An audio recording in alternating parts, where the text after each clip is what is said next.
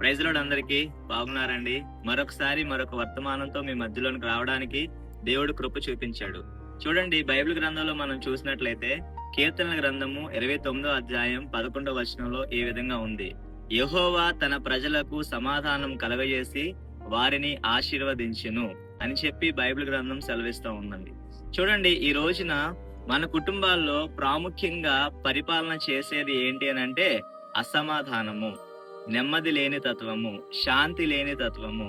కానీ బైబిల్ గ్రంథంలో మనం చూసినట్లయితే దేవుడే స్వయంగా ఈ యొక్క సంవత్సరంలో, పోయిన సంవత్సరం కంటే ఈ సంవత్సరంలో ఆయన తన ప్రజలను తన సమాధానం చేత నింపాలి అని ఆయన ఆశపడతా ఉన్నాడండి.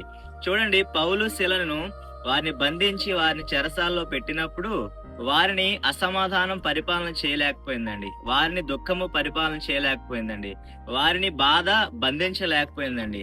వారి చెరసాల్లో ఉన్నా సరే దేవుడు వారి యొక్క హృదయానికి సమాధానం కలగజేసి, ఆనందాన్ని కలగజేసి, ఒక గొప్ప నెమ్మదితో ఎప్పుడైతే వారిని నడిపించారో, వారు అక్కడ పాటలు పాడుతూ వారి ప్రభువును స్తుతిస్తూ ఉండగా దేవుడి యొక్క అద్భుతమైన కార్యం ఏం జరిగిందో తెలుసా అండి? ఆ చెరసాలంతా కూడా బ్రద్దలైనట్లుగా మనం చూస్తా ఉన్నాం. ఈ రోజున అసమాధానంతో బాధపడుతున్న నీవు, నెమ్మది లేకుండా నలిగిపోతున్న నీవు, నీ గృహంలో గనక నువ్వు మోకరించి విశ్వాసంతో దేవుని కనుక ప్రార్థన చేసినట్లయితే దేవుడు కుటుంబాన్ని కూడా దేవుడు పరలోకంగా మార్చాలి అని చెప్పి ఆయన ఇష్టపడతా ఉన్నాడండి. కాబట్టి ఈ యొక్క మాటను మీరు నమ్మినట్లయితే దేవుడు నీ గృహంలో ఈ సంవత్సరంలో ఒక నూతనమైన కార్యం చేయబోతా ఉన్నాడు. దేవుడు అట్టి కృప నీకు నీ కుటుంబానికి కలుగ చేయను గాక.